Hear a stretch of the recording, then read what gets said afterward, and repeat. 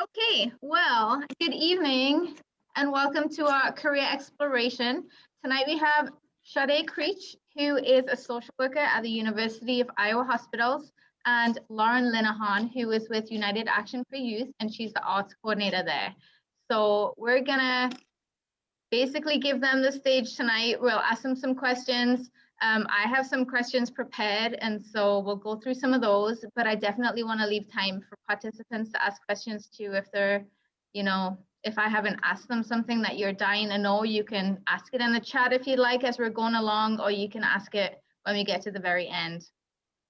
So I think I'll pose this very first question to both of you, and then you can kind of just take it in turns, maybe starting with Sade first. When did you first decide to go into social work, and for you, Lauren, arts education? So you can go ahead and go first, Sade. Okay, so I have always wanted to be in the helping profession. I feel like even in grade school, I've always had that helping bone.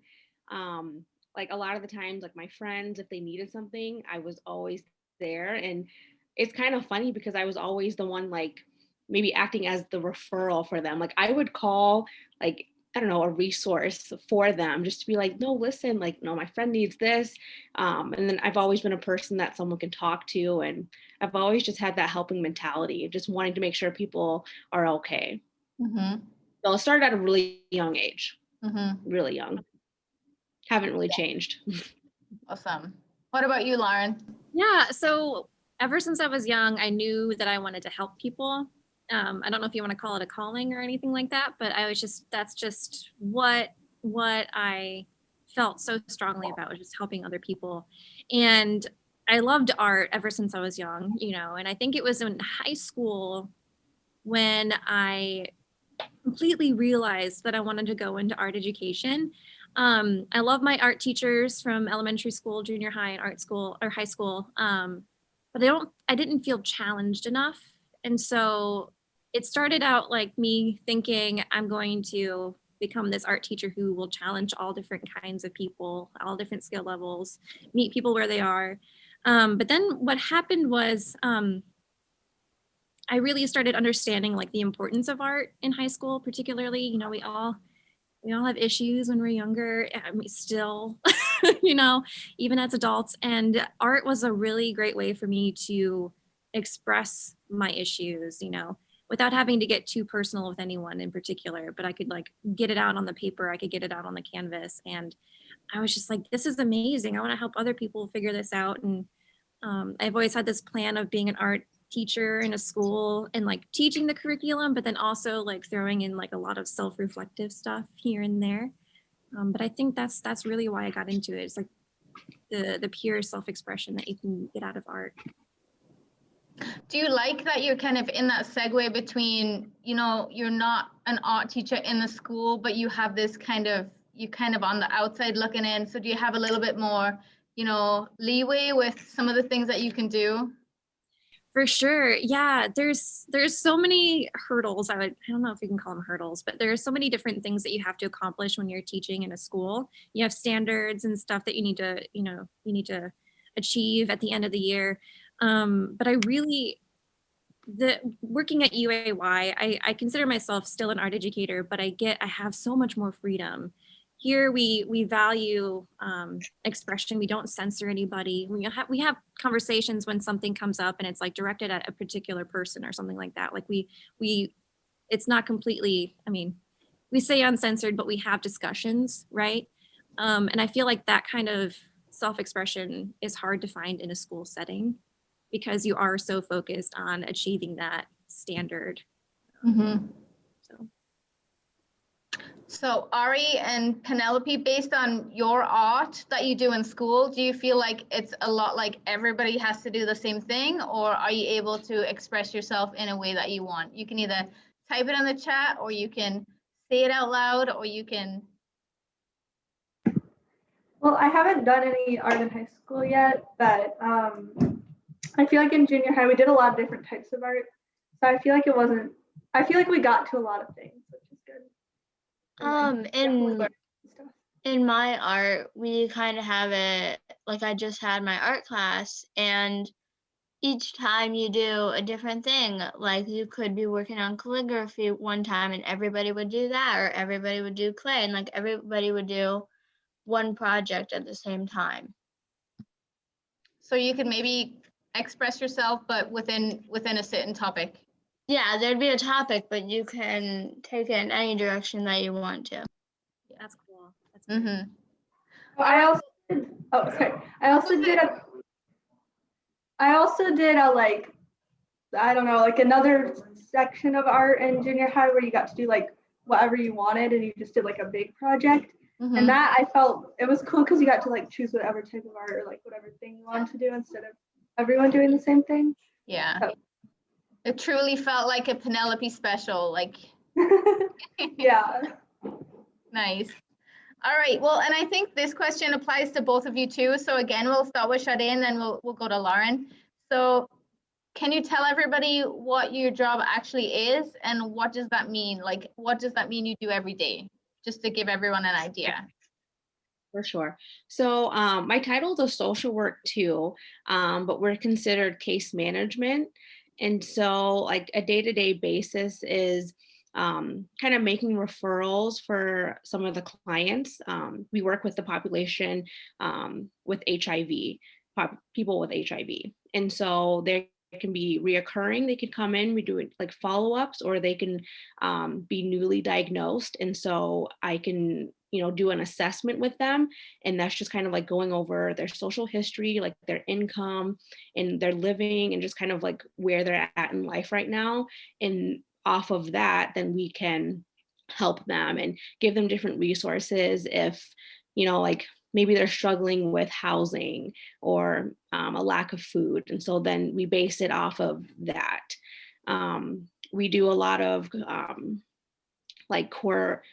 I'm trying to think, like collaborating with like doctors, like the PCPs and the psych nurses down in the virology clinic. That's where they initially go for like their labs that are drawn or just following up on like their viral loads. And so like looking at that and knowing like where their viral load is depends on like how much need they might need. And so, yeah, day to day can look very different. We have people that have been living with HIV for, like 50 years now, and they're still coming into clinic. So yeah, follow-ups and just checking on them and yeah, building rapport, especially with the clients, which is so nice. Like, yeah. Mm-hmm. How about you, Lauren? Okay, so I'm the arts program coordinator here at UAY, but I have to tell you that we do so many different things here at UAY. We have a transitional living program for your homeless teens. We have a young parents group for, young parents. We also do therapy and counseling and all these other kinds of things. Like we have a recording studio with a fully stocked jam room. A free art studio with like full of art supplies and things like that. And everything's free, which is pretty amazing.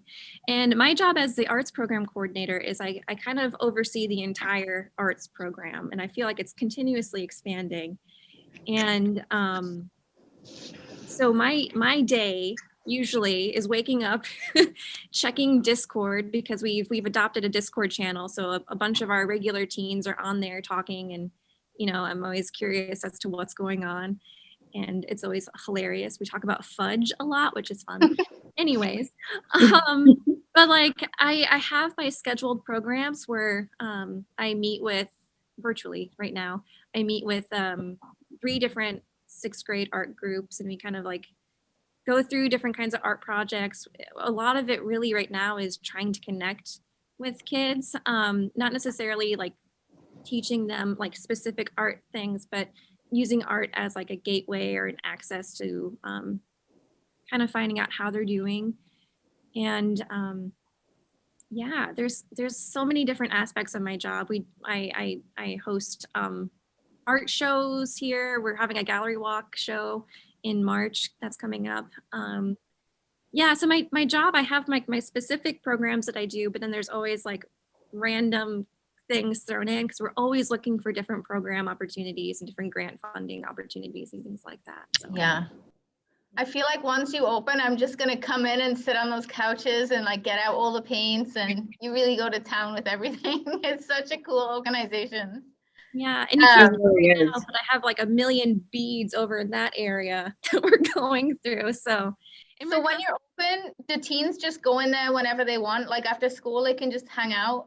yeah, we're open after school until 7 o'clock, Wednesday Okay. through Friday. Yeah. That's great. And in normal times, we're also open on Saturdays as well. So Mhm. Mm. Have you been there before? Has Penelope been there before, Anne? Yeah, I've been there before. I went to Girls Rock Camp and we like recorded there. Oh, nice. So yeah, I have been there a couple. Do you have your album? Like, can I get it signed sometime? Yeah, I think we still do. And I went to PrideCon, which UAY did too. So That's awesome. Very cool. Yeah, there's so many great things happening at UAY. So Sade, do you think that social work in a hospital is different than other types of social work? You said that you worked with HIV patients. I mean, there's so many different avenues that you can go into if you work in social work. Is this something that you thought that you would end up working in, or is this something new to you? So I am familiar with the hospital social work just because I had did an internship there, and I've always liked the medical field as well as helping people. So I was really happy to have, the specific title. But yeah, it's definitely different than a lot of different social work like jobs that you might have in the community. And I feel like ours is a little more unique just because it is in a hospital. Like I feel like social work is kind of new to the medical field. But in general, social work in the community, it's just different because we're not really in the community. I can't just like go next door or maybe take a patient to go, to go get some resources or something. We're kind of in the building. So it's different that way. But I definitely really like the job a lot. It's still fulfilling, and I'm still able to help and touch so many different people in the community. Mhm. But yeah, I'd say it's different in that aspect, as we're not in the community, we're still in the hospital, but we have our little division. Mhm. Yeah. Do And you there's a feel lot of resources. there's a lot of Oh, I said there's resources within the hospital, but not as much as in the community. Mhm. What would you say, like for some jobs, maybe it's easy to go to work and then go home and, just eat your dinner. You're dealing with people that are, having these diagnoses that really are quite devastating. Are you able to just kind of shut it off, or how do you learn how to deal with stress once you get home?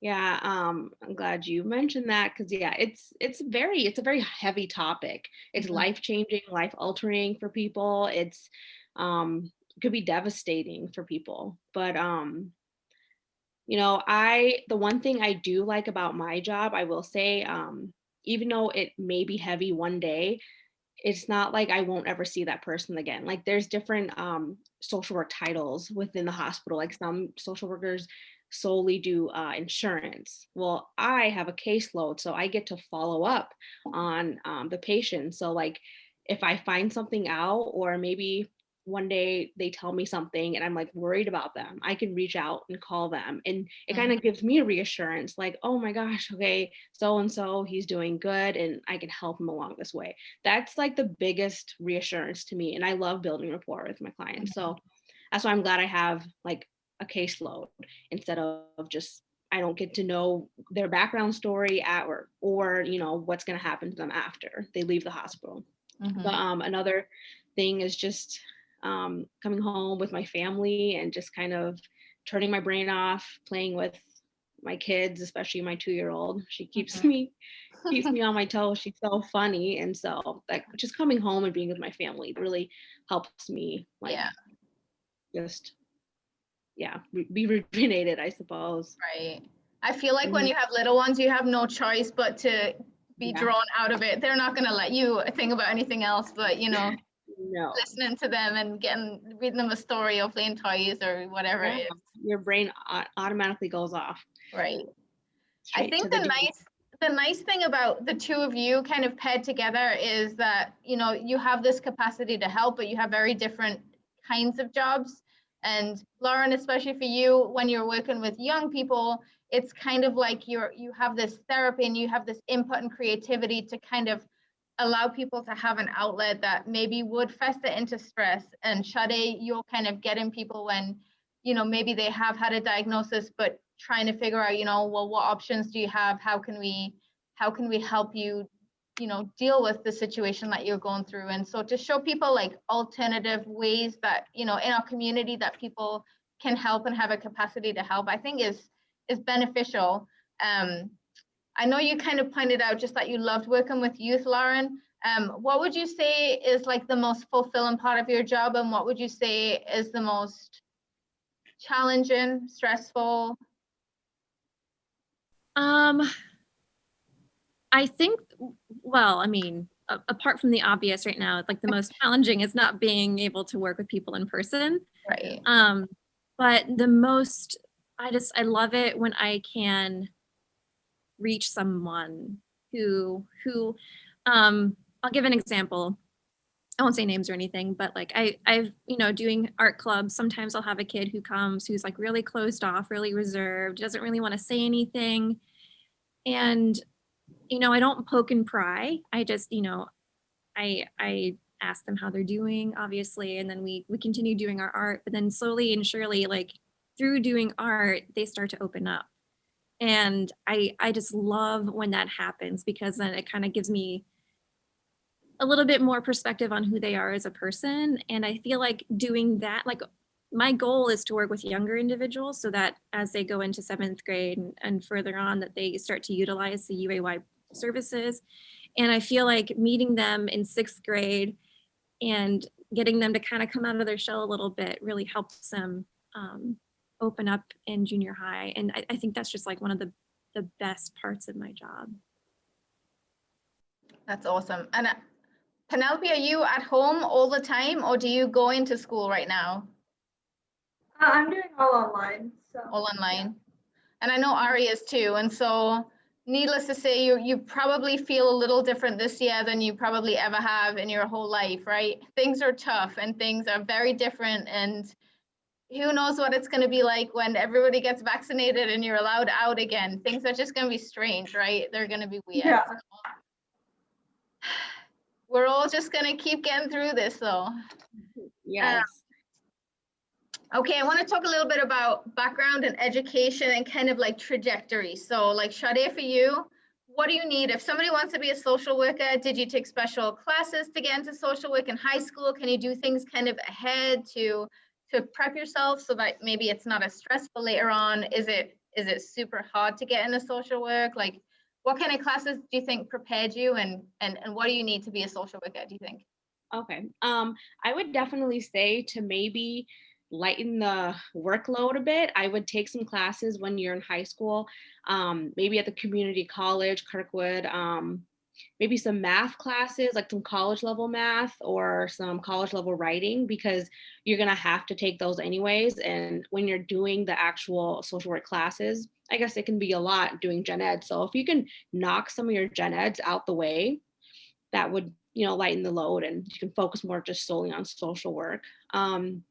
But to be a social worker, you have to have your bachelor's in social work. It's like a specialized degree. There's different, I guess you can have a higher degree. You can like get your bachelor's and then you can move on to maybe your master's, which would be a licensed master's, or LMSW. And then you can also move further by getting your license independent. So like a master's in social work, but you're independent, which you can have your own practice and you can be a therapist in a sort. And so that's really cool that way. The classes, I mean, there's a lot of writing, a lot of like peer reviewed kind of in journals and just a lot of writing. I would say you should be a pretty good writer if you want to be in social work. Okay. And then, I mean, you have to have your college level math, so that's decent. But Yeah, and just, reaching out to like your guidance counselor if you're in high school and just letting them know that's kind of what you want to pursue when you get older and or go to college. And I'm sure that they can get you on the right track too. And just, yeah, and you have to have a field placement to complete the bachelor's degree, and that's like for at least your undergrad and bachelor's, you would have to have 220 hours of a field placement, and that's where you get placed, and then you do those hours, and then that's completion of the whole degree after all the classes you've taken. And then like upon that, if you want to get your master's, there's another practicum that you have to do. And then with the license independence, there's so many hours that you have to clock too. But it's a really nice program, and you learn so much, and it's really beneficial to the social work program that you're in, because you learn so much about different resources and different avenues that you can go down and what you can use a social work degree for. So Yeah. don't go into social work if you don't like writing. It's a lot of writing, a lot of work experience, practicums. You'll get a lot of Yes. experience, but you feel like you were prepared once you got done with your degree, you were ready for the field. Yeah. I do. And they like you to have a lot of experience, because even if you don't have your degree right away, you can also work in like I think there's REM or maybe Systems Unlimited, or just kind of getting yourself out there. You don't have to have your degree then, but just being in those, like getting exposure to those type of fields, and even without your undergrad, it helps so much. It really does. Like volunteering even, because you get exposed to all the different resources that are out in the community. Great. So I would definitely say volunteer before you even, start the program, or maybe work in a helping profession somewhere that you don't have to have an equivalent to a college degree. Great. How about you, Lauren? So for my job, I think I might be misspeaking here, but I think I'm the first arts program coordinator at UAY in 50 years. So, yeah, so I have a bachelor's, and I was asking around, kind of like trying to figure out like, what is it that you need to be in my position? But honestly, like, if you're going to work here, like a college degree, 4-year degree, but I also think that experience is almost just as important. Like if you go to a 2-year school, but have like experience working with kids, and, have really good communication skills, collaboration skills, you can kind of like dive into things and not be afraid of failing. I think that that's just as important, if not more.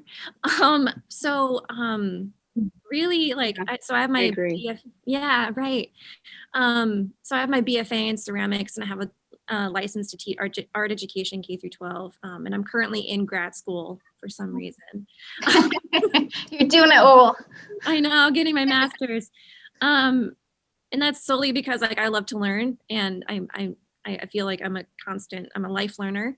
But really, to do my job, you just need to have the experience. And like Sade was saying, if you have the opportunity to volunteer and kind of get a feel for the environment or things that you like maybe you don't like working with younger kids and like older kids and things like that. Like, I think it's really important that you start doing that volunteering while you're in high school. Yeah, I think that's, yeah. I had more to say, but I've just left me.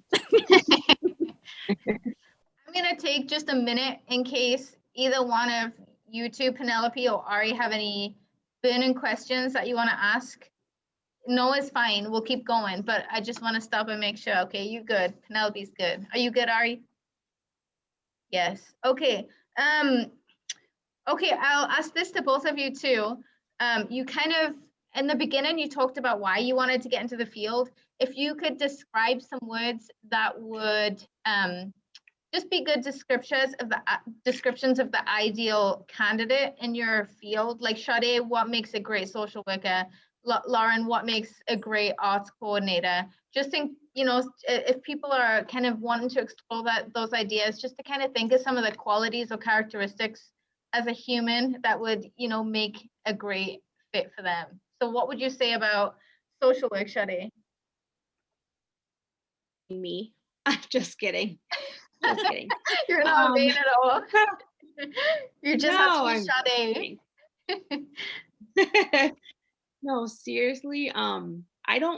I believe that you can learn how to have empathy, but I think sometimes you're just born with it. And I really do think you have to have an empathetic bone because it just makes your work so much more fulfilling, and you like give it 110% because you really put yourself in their shoes, and you're just like, oh my gosh, I can't even imagine being, you know, in their shoes right now. And so you just want to help them so much, and you anything to help them. So yeah, just really having empathy is really important, I think. And just being committed, and I'd say, I mean, a hard worker too, being a hard, but I really think the core comes down to empathy. Mhm. Hmm. How about you, Relating to Lauren? people. Yeah, I mean, empathy definitely like number one. Because like in order to understand someone or understand a situation, like you need to be able to like see from that perspective. I think that that's really important. But I also think, you know, this is my teacher coming out of me, the 21st century skills that we should all be learning in education. You know, being flexible, being creative, having good communication skills and things like that. Collaboration and stuff like that. But I also think like having initiative and ambition is really important for this job.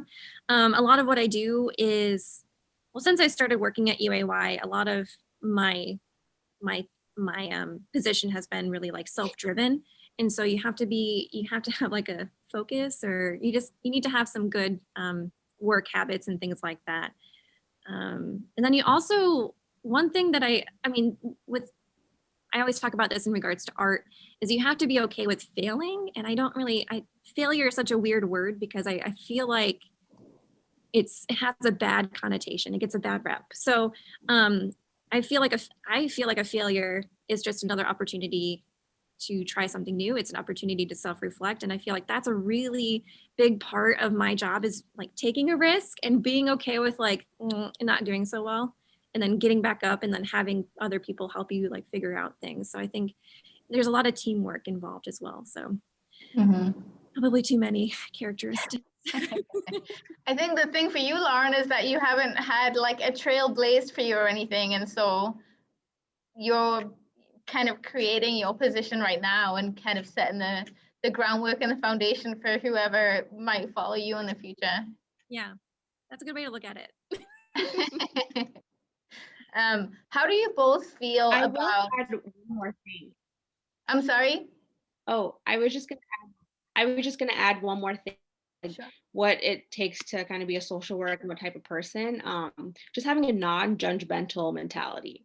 Because you work with so many different people, so many different like socioeconomic statuses, race, ethnicity, and just knowing to always like keep your social work hat on. And that, I think that's really, really important too. So What would you say for young people, Sade, who maybe, I mean, everybody's coming from different backgrounds.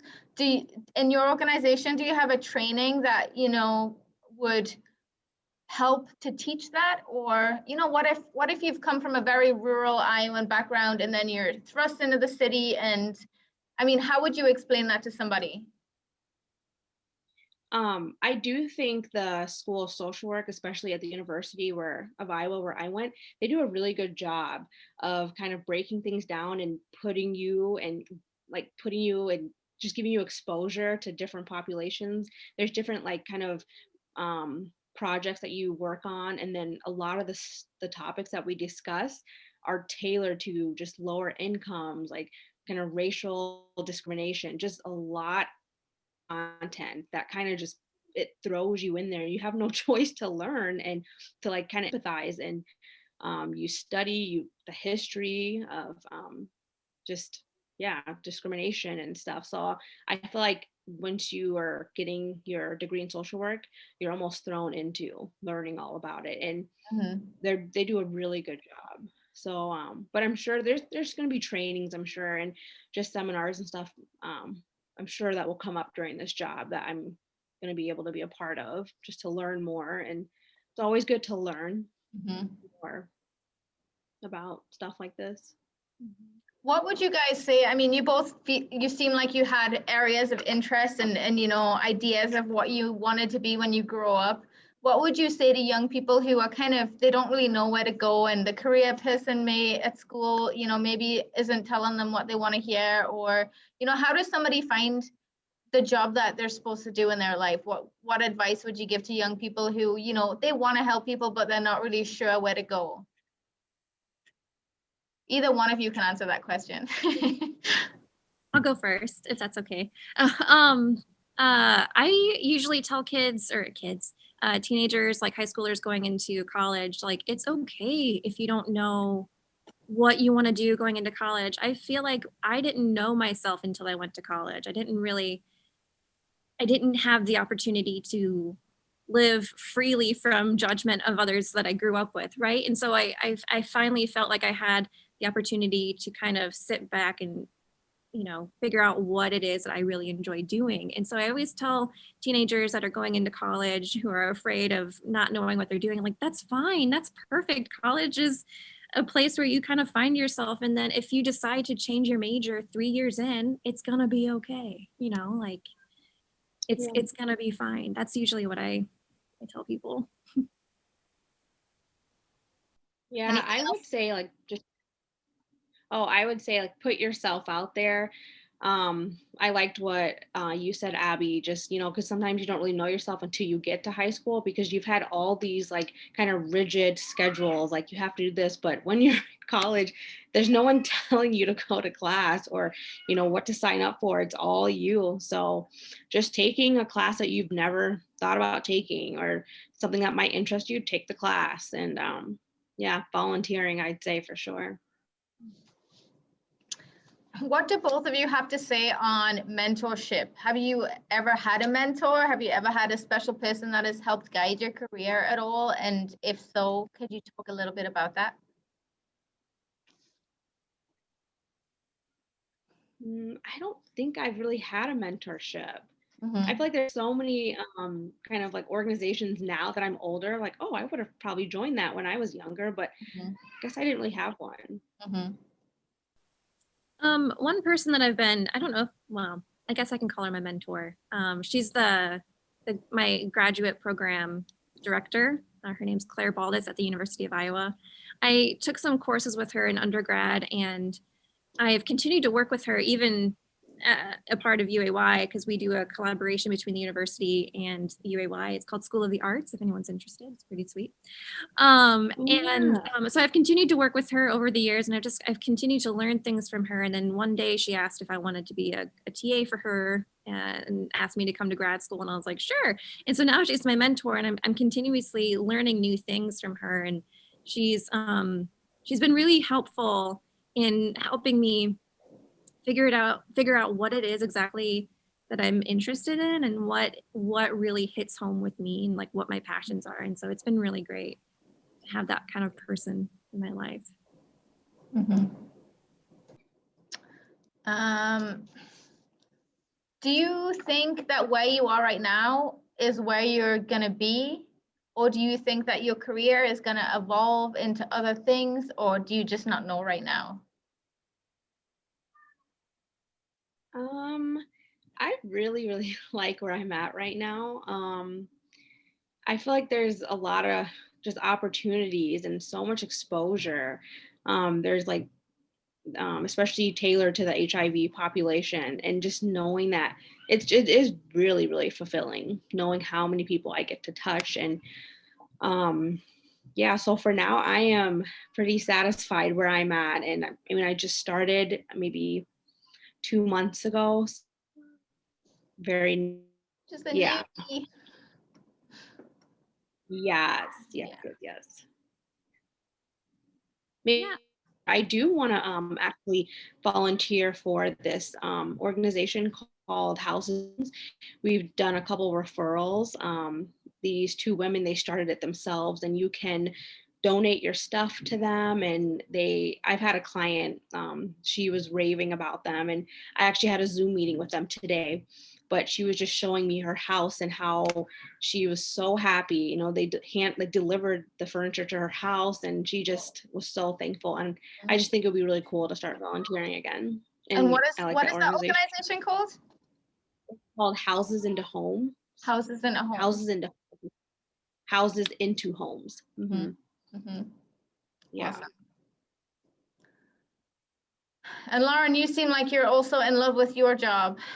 Oh yes, I love it here. I honestly can't imagine anytime soon leaving. I guess my aspirations now is to become a director, an art program director, and that's just, you know, a step above coordinator. Mhm. And I mean, in the future, maybe I'll go and get my art therapy license. I don't know. I Mhm. really love that That would be idea. cool. Mhm. Or maybe I'll have a classroom all to myself and I'll have 500 kids that I get to see every week. And I feel like those are all like far away dreams, but I really love where I'm at right now. And Yeah. I want to see what I can Yeah. bring further. I mean, if you do a good enough job, you can just promote yourself to director and call it good. Yeah. Don't get the pay raise or anything, but that's fine. There you go. Well, I guess that's a lot of my questions. I don't know if my two guests have any questions or not. I have one question for my guests that isn't workplace related, and it's just kind of like, what is the first thing that you want to do when this whole thing is over? Like, where do you want to go and what do you want to do? Or have you not thought about it? Because it just seems like it's never ending. All right, who are you asking? Let's ask Penelope first. I probably want to travel more. I've gotten to a bit, but I mean, a lot of stuff got canceled, so travel more. Travel more. Where would you go Definitely. first of all? Hawaii. Ooh, okay. You might need to book a second ticket for that one. What about you, Ari?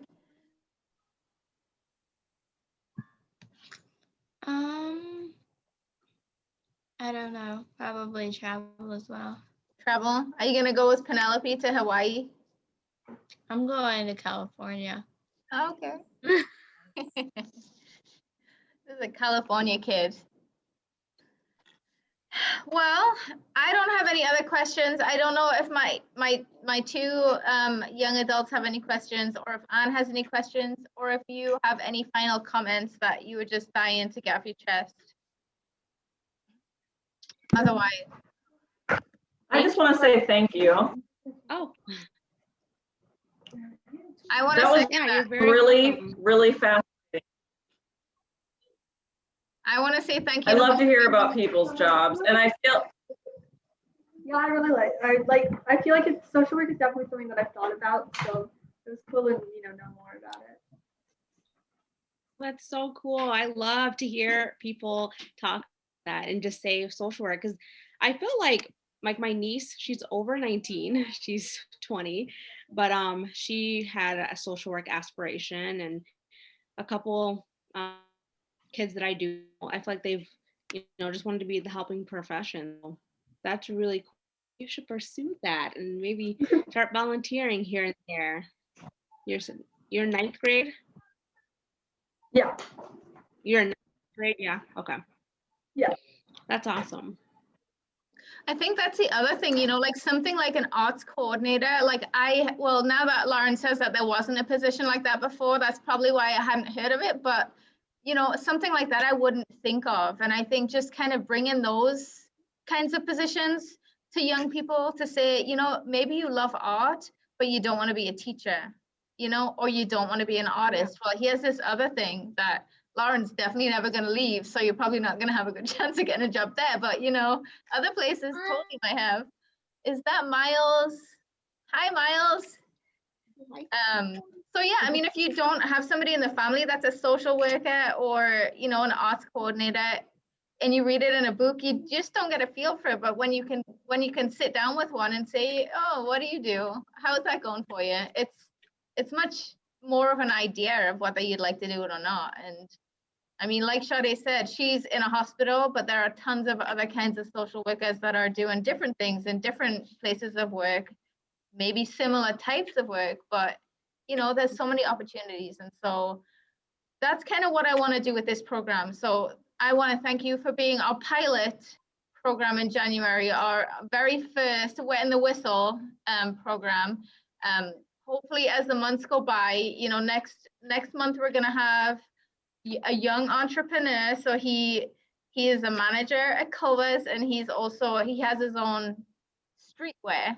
So next month our idea is jobs that you can have in high school and college. So this kid has a couple of jobs, and then our other guest, Nate, he is a server and a bartender. So he's going to talk about that kind of thing. So we're going to talk about, you know, jobs that you can get that are part-time, supplement your income when your mom or dad or caregiver won't give you any money, that maybe you can come up with on your own. So they're really extraordinary human beings as well. So again, I really want to thank Lauren and Sade for stopping by and telling us about what you do. And I wish you all the best, because Sade, you're just still a rookie and you've got a long way to go, a long, long career, as do you, Lauren. So good luck continuing with grad school. And like I said, once you open, you're going to see me in that building. I'm coming. I'm sitting. Anyone's welcome. Yes. Yeah. So thank you, everybody. What are the age ranges? I'm sorry? What are the age ranges for UAY?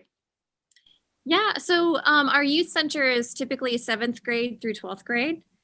So unfortunately not everyone's invited, but but I work with 6th grade, and so my goal is to get people before they go into 7th grade. And right now actually I'm working with a few 5th graders too, so. Oh, no. Before. You'll be on a baby soon. Yeah, no, bring it on. Yeah, I was like, I can send my son, but no, he's only 8, so. Yeah. Oh, gosh, soon. Yep. So the 6th graders don't go to your center. Right now you're doing it online, and when you're not doing it online, they still won't come to the center. They won't until the summer hits. So Okay. once they are done with 6th grade, they can start coming here as often as they like. Mm-hmm. And we do and in the summer it's great too, because we do a summer arts program every year, and it's every Tuesday and Thursday from 1 to 3. And so that I feel like that kind of gets them hooked in too. So It's so great. There's just so many opportunities there. I love it. Yes, you're doing a great job. I've heard nothing but good things about the UAY.